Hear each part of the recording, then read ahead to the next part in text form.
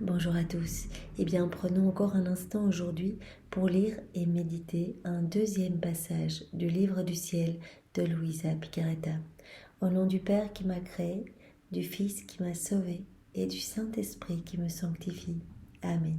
Jésus, je me plonge à nouveau en toi, dans ta divine volonté. Je m'unis à toi, je m'identifie à toi, je me consume en toi, je me fusionne en toi, je fonds ma volonté dans la tienne et je viens vraiment me baigner dans ton acte unique et éternel d'amour, dans ce grand bain de ta lumière, de ton sang, de tes mérites, de ta divinité, de ta volonté, de ton humanité. Je prends avec moi toutes les âmes de toutes les générations, toutes les âmes du purgatoire et je te supplie Jésus de nous marquer toutes du sceau de ton divin fiat. Nous voulons travailler à l'avènement de ton royaume. Nous voulons devenir de bons instruments entre tes mains, des petits instruments de paix, d'amour et de miséricorde ici-bas. Alors dispose-nous vraiment, fais de nous ce qui te plaira, que ta volonté soit faite sur nos vies. Prends les commandes de nos existences et vraiment Seigneur, donne-nous vraiment tout ce que tu es, vraiment donne-nous comme à la Vierge Marie, tous tes attributs divins pour que nous puissions mieux te servir et te faire plaisir, Seigneur. Dispose-nous maintenant pour recevoir ce nouvel enseignement, que rien ne se perde, que tous ces mots que tu as bénis puissent fructifier pour ta gloire, celle de ton Père et celle de l'Esprit Saint. Parle à travers ma bouche et envoie-moi ton Saint-Esprit, que je reste toujours unie à toi et que ce moment fait par toi devienne divin, éternel et puisse toucher beaucoup de cœurs. Voilà, qu'il puisse y avoir des retombées bénéfiques, bienfaisantes dans tous les cœurs, qu'il y ait des retours à l'appel à toi, Seigneur. C'est vraiment ce que nous te demandons, c'est que tous tes enfants soient dans l'émerveillement de ton amour, de ta miséricorde, de tout ce que tu fais pour chacun de nous. Alors le passage que nous allons méditer est celui du 24 janvier 1923. C'est Louisa qui parle. J'ai passé les derniers jours dans une mer d'amertume, parce que le bien-aimé Jésus me privait beaucoup de son aimable présence. Quand il se montrait, il le faisait en dedans de moi, immergé dans une vague dont les vagues s'élevaient au-dessus de lui. Pour ne pas être suffoqué, il repoussait les vagues de sa main. D'un regard piteux, il me regardait et me demandait de l'aide, disant des choses comme « Ma fille, vois comment les vagues essayent de me noyer. Elles me noieraient si ce n'était de l'action de mon bras. Quelle sale époque qui provoque de telles conséquences. » Donc Louisa, elle souffre beaucoup de ne pas voir Jésus physiquement en face d'elle et il se montre beaucoup souffrant à l'intérieur d'elle. En disant, ma fille, regarde, c'est comme si j'étais en train de me noyer. Il se montre vraiment dans une grande mer avec des vagues immenses et il essaie vraiment de les repousser. Il dit, voilà, c'est toutes ces méchancetés humaines, voilà, tout ce qui résulte de la volonté humaine des hommes. Et cela vraiment essaye de m'asphyxier, cela m'étouffe dans les cœurs. Je te montre ce que je vis dans les cœurs, Louisa. C'est vraiment une sale époque où vraiment l'ego, l'orgueil prend la première place et où je suis chassée. Vraiment, les hommes ne veulent pas de moi, je dois être là à mendier une miette d'attention et personne ne me l'accorde. Donc il dit vraiment, je souffre, je suis comme suffoquée par ces vagues, ces vagues de méchanceté, vraiment de choses purement humaines. Puis il se cachait plus profondément en moi, comme il m'était pénible de le voir dans cet état. Mon âme était déchirée. Donc Louisa, elle souffre tellement de voir Jésus en souffrance. Jésus se montre beaucoup à Louisa souffrant, soit revêtu des attributs de sa passion, donc avec sa couronne d'épines, clouée, flagellée, etc. Pour partager ses souffrances avec Louisa, il a besoin d'âmes qui vont s'unir à lui pour le consoler, l'aimer et prendre une toute petite goutte de ses souffrances. Mais là, il se montre comme asphyxié en fait, comme dans l'impossibilité d'agir dans les cœurs. Il dit voilà, c'est ce que je ressens dans la majorité des cœurs. Les cœurs ne veulent pas de moi et vraiment m'étouffent. Comme j'aurais voulu subir le martyre, si cela avait pu soulager mon doux Jésus. Louisa, elle donnerait tout pour soulager Jésus. Ce matin, il me sembla qu'il ne pouvait en endurer davantage. Utilisant son pouvoir, il sortit de la mer remplie d'armements prêts à blesser et à tuer, dont la seule vue inspirait la terreur. Il pencha sa tête sur ma poitrine. Elle était pâle et tourmentée, quoique d'une beauté ravissante. Donc Jésus, face à tant d'iniquité, tant de méchanceté, de froideur et d'indifférence humaine, eh bien parfois se voit contraint à exercer sa justice divine. Là c'est une image, voilà, des armements, etc. Mais ce que Louisa veut nous dire par là, ce que Jésus veut nous montrer, c'est que parfois, à force vraiment d'être vraiment dans la méchanceté humaine et de fermer la porte de nos cœurs, eh bien Jésus va être obligé d'utiliser voilà, un autre stratagème d'amour. Et donc cela va passer par une correction, voilà, comme un bon père de famille qui verrait ses enfants s'éloigner, essayerait d'abord dans l'amour, dans les cadeaux, dans la bienveillance, et puis après toujours dans cette même bienveillance, mais essayerait d'une manière un peu plus rigide, peut-être en donnant une punition à son enfant pour le faire revenir, en fait, pour le cadrer et lui apprendre eh bien, comment marcher droit. Le Seigneur voudrait que nous nous relevions pour être heureux, pour partager sa joie divine, sa paix, c'est vraiment pour partager son amour. Il veut tout nous donner, mais il ne peut pas nous donner si nos cœurs sont fermés et que nous sommes en train de ramper par terre et à lui envoyer des coups de pied, à ne pas vouloir de lui. Donc voilà, il se montre à Louisa eh bien prêt à déverser sa justice divine sur les hommes, mais son visage est tourmenté, bien que beau, mais tourmenté. Donc il est triste de devoir passer à ce plan B, en fait, voilà, de devoir corriger les hommes d'une autre façon pour les ramener à lui. Il me dit, ma bien-aimée, je ne peux continuer. Si la justice veut suivre son cours, mon amour veut se répandre et suivre son propre chemin. Voilà pourquoi j'ai quitté cette mer terrible, dont les vagues sont formées des péchés des créatures. C'est ça, cette mer, voilà, il s'est montré dans cette mer de péché, en fait. Péché de tous les hommes qui vraiment l'étouffent, l'asphyxie complètement, lui qui a horreur du péché. Il est dans nos cœurs qui sont rempli de noirceur, de misère, de puanteur, de péché. Il a besoin de fraîcheur, il a besoin de consolation, il a besoin d'amour.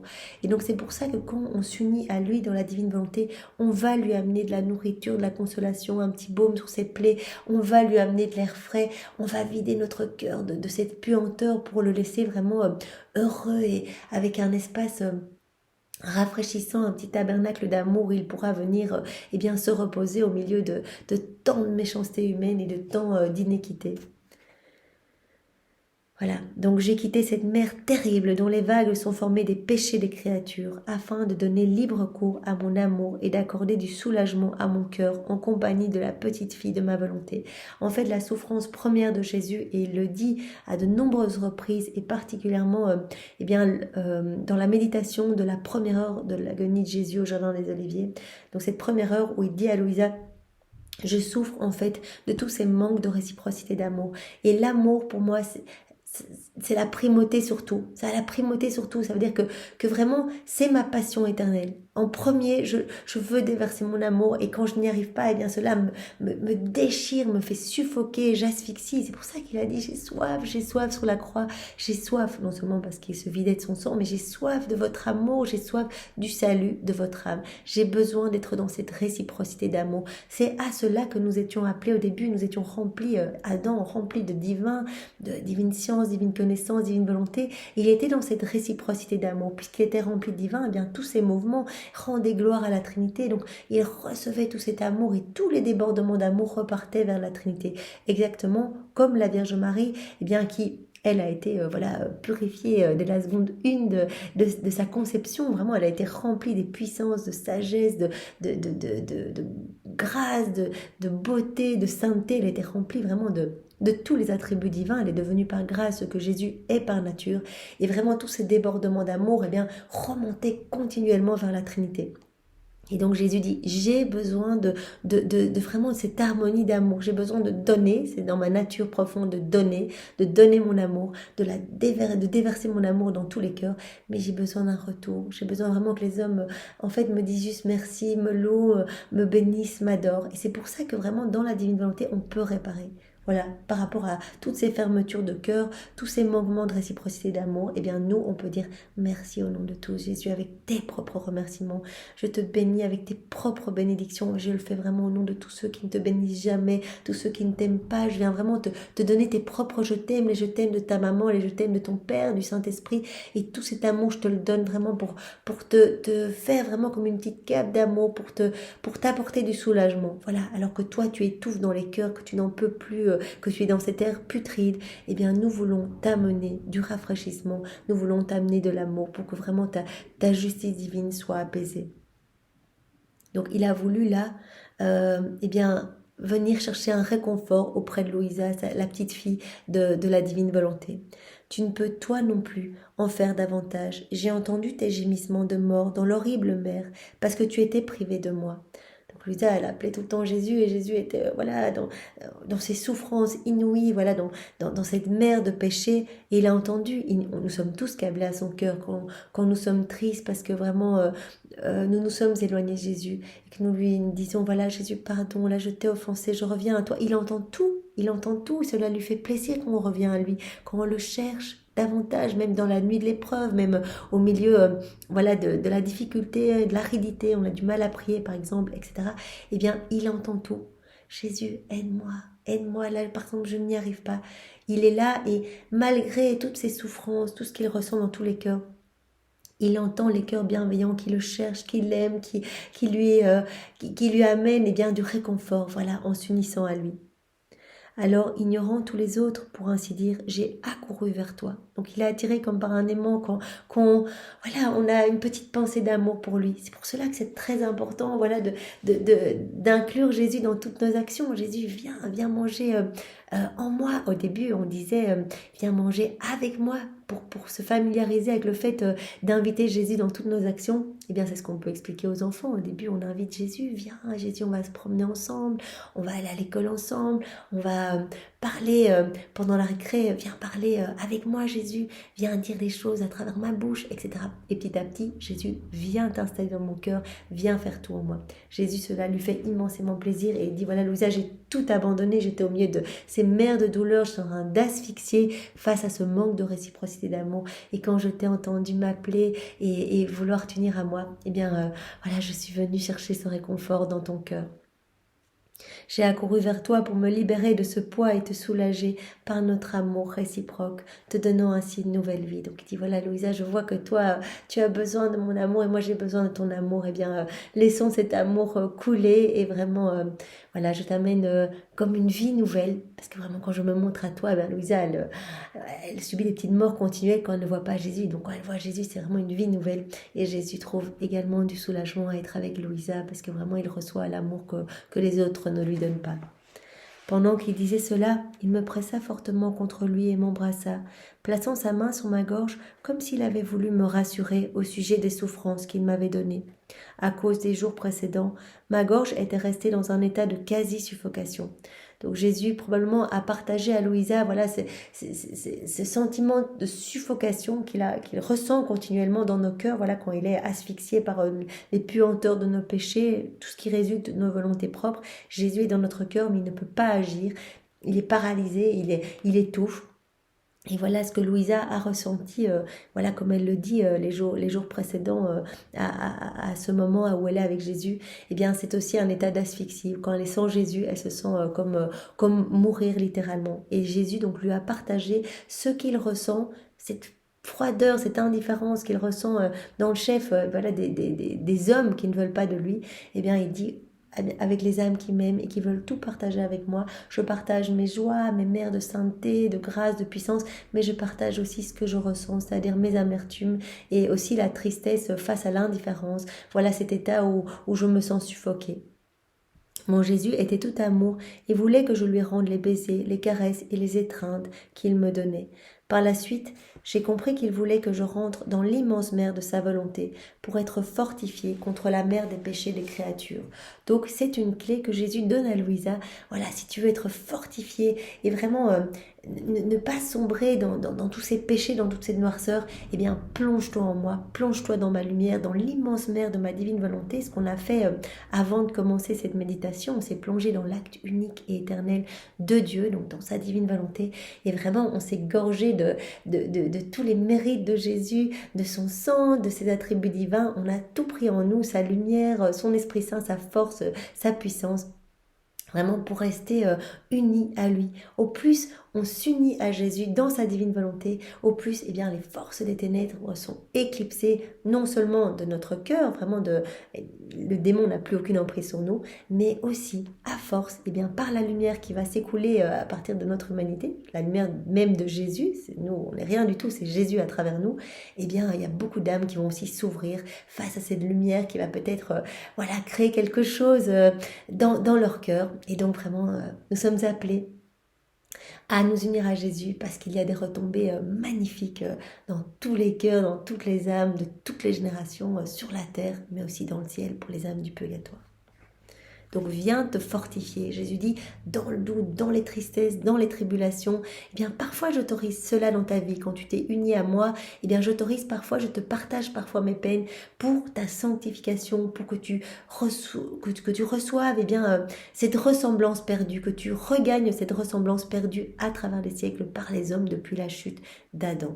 Donc viens te renforcer, viens te vivifier, viens te remplir de ma lumière, eh bien en te plongeant dans la grande mer de ma divine volonté. Donc nous sommes tous appelés à le faire. Voilà, quand nous nous sentons tristes, quand nous avons des doutes, des choses difficiles, on se plonge en Jésus, on se fixe en Jésus et par là même, on éclipse toutes les noirceurs, voilà, toutes les idées mauvaises, parce que vraiment le démon est forcé de s'en aller par l'immensité, la brillance et cette lumière qui va émaner voilà, de notre humanité. Le tenant fermement, je lui ai dit, « Mon amour, avec toi je veux suivre tous les actes que ton humanité a réalisés dans la divine volonté. Ce que tu as accompli, je veux aussi le faire, afin que dans tous tes actes, tu puisses retrouver les miens. » Donc, Louisa, elle se plonge dans la divine volonté de Jésus et elle dit, « J'aimerais bien maintenant suivre tous tes actes, tout ce que tu as fait quand tu es venu sur la terre, depuis la seconde 1 de ton incarnation jusqu'à ta mort, je veux être avec toi. Chacun de tes actes, tout ce qui a été accompli par ton humanité, dans ta divine volonté, eh bien je veux m'unir à toi, je veux unir mon petit je t'aime, je veux vraiment unir mon acte au tien en fait, je veux unir ma volonté à la tienne. Tu vas pouvoir trouver tous mes petits actes à moi dans tes actes à toi. Je veux vraiment m'unir à chaque instant. De même que dans ta suprême volonté, ton esprit traverse tous les esprits des créatures afin d'offrir d'une façon divine au Père céleste gloire, honneur et réparation pour chaque pensée mauvaise des créatures et pour sceller chacune avec la lumière et la grâce de ta volonté. Alors moi aussi, je veux traverser chaque pensée des créatures, de la première à la dernière, afin de répéter ce que tu as fait. Donc Louisa, elle dit à Jésus, quand on se plonge dans ta divine volonté, j'ai bien compris qu'on pouvait faire ce que toi tu as fait lors de ton passage sur la terre. Donc par tes pensées, tu as refait toutes nos pensées. Jésus, quand il est venu sur la terre, il a repris tout ce qui était déconnecté de la divine volonté. Par exemple, pour nos pensées, il a repris toutes nos pensées en rupture avec la volonté de son Père. Donc vraiment, toutes nos pensées qui ne pensent qu'à des choses futiles. Toutes les fois, on ne pense pas à Jésus. Il a tout pris, il a tout mis dans ses pensées à lui, il a tout uni à ses pensées. Il a tout refait, il a tout vaincu avec sa volonté humaine. Il a tout refait avec sa divine volonté. Au prix de souffrances inouïes, ça a été des petites morts continuelles, tout le temps. Et cette passion-là, elle est éternelle. Tant que l'homme ne revient pas à ce pourquoi il a été créé, c'est-à-dire être rempli de divin, eh bien Jésus continue à souffrir toutes nos ruptures avec la divine volonté. Donc là, par exemple, pour les pensées, Jésus a repris nos pensées déconnectées et ça a été comme des épines de feu dans sa tête, mais vraiment comme un océan vraiment de douleur dans sa tête. Et donc Louisa, elle dit, voilà, eh bien Jésus, je veux m'unir à toi dans cette douleur. Donc je viens, je me plonge dans ta divine volonté, je viens près de toi et je veux pareillement, eh bien unir mes pensées et celles de tous les hommes dans tes pensées à toi pour sanctifier toutes nos pensées. Et comme ça, tu vas pouvoir prolonger ta vie en moi. Tu vas continuer à faire ce que tu faisais lors de ton passage sur la terre, Jésus. Voilà, je veux t'offrir honneur, réparation, louange, amour, vraiment au nom de tous, par voilà cette intention d'amour que je t'offre, Seigneur, c'est-à-dire d'unir mes pensées et celles de tous les hommes, de toutes les générations du ciel, de la terre, et bien dans tes pensées à toi. Je veux en cela m'unir à notre Mère Céleste qui ne reste jamais en arrière et qui me garde avec toi. Donc Louisa, elle se rend bien compte que c'est Marie qui la guide, qui la prend par la main pour vivre dans la divine volonté. On peut demander cette même grâce à Marie. Marie, aide-nous, vraiment, prends-nous dans tes bras maternels et amène-nous dans le divin cœur de Jésus. Vraiment... rends-nous semblables à lui. Vraiment, c'est un travail qui est opéré entre Jésus et Marie sur notre âme, vraiment un travail de purification pour que la vie divine, que la divine volonté puisse être opérante et agissante en nous et que vraiment la vie divine puisse croître en nous. Donc, maman, aide-nous. Je veux aussi m'unir à tes saints. Donc Louisa, quand elle fait cela dans la divine volonté, qu'elle refait les pensées de tous les hommes, etc., elle s'unit à Marie et elle s'unit aussi à tous les bienheureux et tous les saints du ciel et qui se réjouissent, qui n'ont pas eu la chance pour la plupart bien, de connaître la vie dans la divine volonté, parce que cela n'était pas donné à l'époque. Louisa est la première à avoir reçu voilà, tous ces enseignements sur la vie dans la divine volonté. Mais eux, ils se réjouissent, ils sont aux aguets dans le ciel pour savoir qui va faire un acte dans la divine volonté, parce que à chaque fois, ils reçoivent une gloire nouvelle. C'est la joie partout sur la terre, dans la création, dans le ciel, etc. Donc vraiment, nous pouvons les appeler également. Ils vont intercéder pour chacun de nous, pour que nous puissions grandir en sainteté et nous unir de plus en plus fréquemment à Jésus. Vraiment nous unir voilà, dans sa divine volonté. Ensuite, Jésus me garda et plein de tendresse, il me dit « Ma fille, dans mon éternelle volonté, tu trouveras comme à l'intérieur d'un manteau tous mes actes et tous ceux de ma mère, qui comportaient les actes de toutes les créatures qui ont existé ou qui existeront. » Donc dans la divine volonté, on va trouver tous les hommes de tous les temps, on trouve tout en fait dans la divine volonté, et on va trouver tous les actes de Jésus, ses attributs divins, mais aussi tous ses actes divins, tout ce qu'il a fait et tout ce que sa maman a fait. Parce que sa maman était dans la divine volonté tout le temps, elle n'a jamais fait un acte dans sa volonté propre, et bien on va tout retrouver dans la divine volonté. C'est pour ça qu'on peut venir, voilà, par le biais de rondes, on peut venir tout près de Marie, la prendre dans les bras, la consoler, voilà, quand elle est sur le chemin du calvaire, qu'elle voit Jésus en train de porter sa croix, qu'elle est vraiment en souffrance, elle est en train de mourir littéralement avec Jésus, elle vit toutes les souffrances de Jésus, elle est en union de prière, elle unit ses réparations à celles de Jésus, voilà, elle fait tout en union avec Jésus. Eh bien, on peut venir la prendre dans les bras à ce moment-là. On peut la consoler, vraiment lui donner l'amour de Jésus, l'amour du Père, l'amour du Saint-Esprit, la recouvrir de toutes les paroles tendres de Jésus, des bénédictions de Jésus pour vraiment la fortifier. On peut prendre Jésus dans les bras et le recouvrir de l'amour de Marie, etc. Donc, on peut vraiment revenir à chaque instant. On peut accompagner Marie, on peut accompagner Jésus, on peut être près d'eux et on peut vraiment apporter, de l'amour que les hommes n'ont pas donné. On peut vraiment réparer au nom de tous à chaque instant en aimant, en consolant, en bénissant, en louant au nom de tous. Voilà. Ensuite, Jésus me regarda et plein de tendresse, il me dit « Ma fille, dans mon éternelle volonté, tu trouveras, donc comme à l'intérieur d'un manteau, tous mes actes et tous ceux de ma maman. » Donc ça, c'est ce qu'on vient de dire. Qui comportait les actes de toutes les créatures qui ont existé ou qui existeront.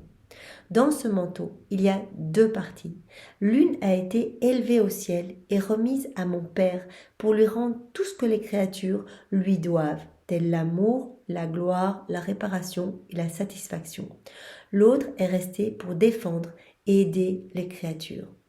Donc vraiment, il dit, voilà, dans ce manteau, eh bien tu vas tout trouver en fait, dans ma divine volonté tu vas tout trouver. Alors dans ce manteau il y a deux parties, il y en a une qui sert à rendre gloire au Père, à payer la dette de gloire et d'amour à la Trinité, et l'autre qui va servir à défendre et aider les créatures ici-bas. aucune autre personne n'est entrée dans ma volonté pour accomplir tout ce que mon humanité a fait.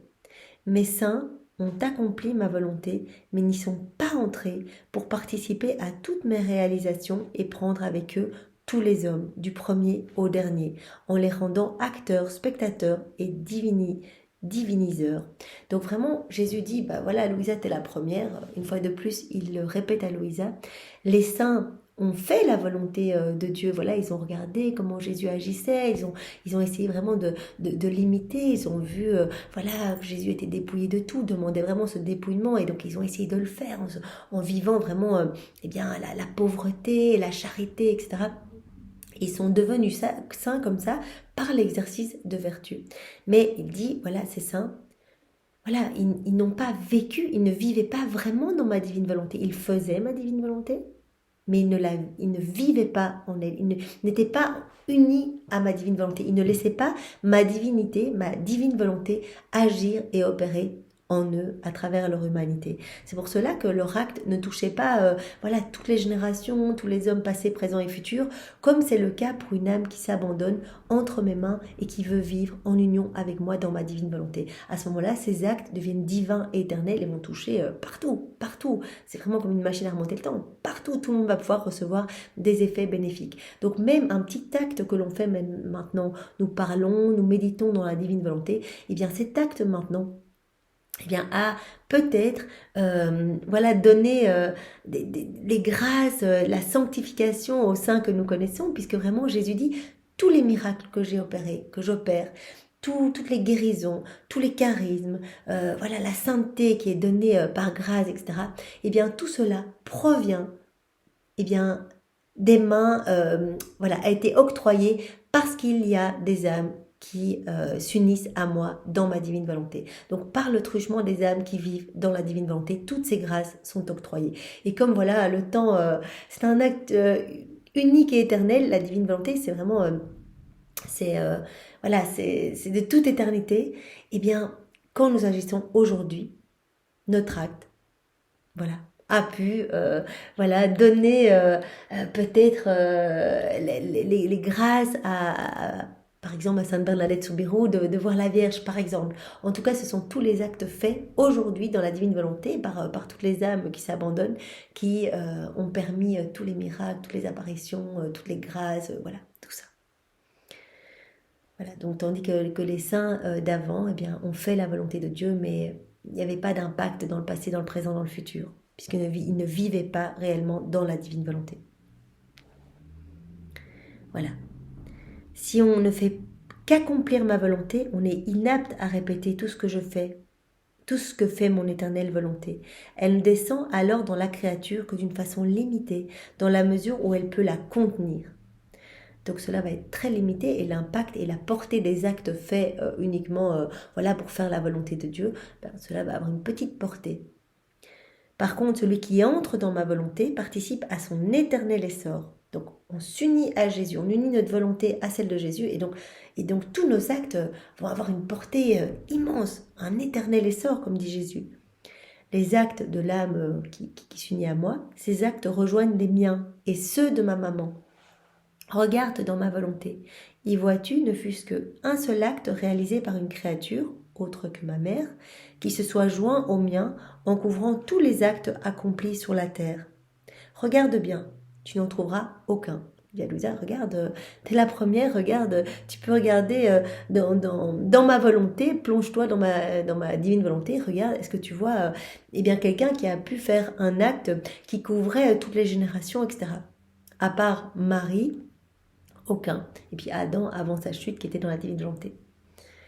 Il a été réservé à ma petite fille d'ouvrir les portes de mon éternelle volonté pour unir ses actes aux miens et à ceux de ma mère, et ainsi rendre tous nos actes en triple devant la majesté suprême, pour le bien des créatures. Les portes étant maintenant ouvertes, d'autres créatures peuvent y entrer, pourvu qu'elles soient disposées à un si grand bien. Donc vraiment, c'est magnifique en fait, il dit, mais viens t'unir à mes actes, mais comme moi je suis indissociable de ma maman, mon cœur est fusionné dans l'acte mon cœur est fusionné dans le cœur de ma maman, vraiment ce sont les deux cœurs unis, ils ont tout vécu ensemble, tout le temps, chacune des souffrances, chacune des joies, ils ont tout vécu dans la divine volonté. Eh bien, il dit, bien Louisa, viens, tu es la première, viens t'unir à nous pour que vraiment, tous les actes, comme il dit ici, voilà, unis tes actes aux miens et à ceux de ma maman pour le bien des créatures. Et pour que vraiment on puisse offrir les actes en triple devant la majesté suprême. Les actes de Jésus, les actes de Marie et les actes de Louisa, pour le bien de tous les hommes. Les portes étant maintenant ouvertes, d'autres créatures peuvent y entrer, pourvu qu'elles soient disposées à un si grand bien. Voilà, tous ceux qui veulent vivre dans la divine volonté le peuvent. Tous ceux qui veulent cette sainteté divine, le Seigneur nous donne sa sainteté à lui, puisque c'est lui qui vient agir en nous, eh bien, il n'y a pas de prérequis, il suffit de le vouloir, de donner notre oui, et comme dit Jésus, le tour est joué, donc il va venir nettoyer notre cœur, nous disposer, nous dépouiller des choses du monde, nous dépouiller de nos mauvaises relations, etc., pour nous garder tout à lui, et à chaque fois, il nous donnera plus de lumière, à chaque fois qu'on va s'unir à lui, et donc cela deviendra de plus en plus facile, donc ce sont vraiment des grâces distribuées par torrent dans nos cœurs, pour que nous restions continuellement les yeux fixés sur lui et que vraiment nos vies lui rendent gloire. En compagnie de Jésus, j'ai continué à voyager dans sa volonté, en refaisant tout ce qu'il a fait. Puis nous avons regardé la terre. Que de choses abominables nous y avons vues, comme nous avons été horrifiés par les préparatifs de guerre. Cela fait suite au passage précédent où Jésus disait, mais regarde, les hommes s'apprêtent à vivre une deuxième guerre mondiale, il y a tellement d'ignominie dans tous les cœurs sont tellement déconnectés de la divine volonté, ils sont là et ils n'agissent que pour assouvir leurs besoins de vengeance, de haine, etc. Tremblant, je retournais dans mon corps. Jésus revint un peu plus tard et continua de me parler de sa très sainte volonté, en disant « Ma fille, ma volonté au ciel est celle du Père, du Fils et du Saint-Esprit. Elle est une. » C'est pour ça qu'on parle d'un Dieu 3 fois saint. Vraiment, ce sont 3 personnes distinctes, le Père, le Fils et le Saint-Esprit.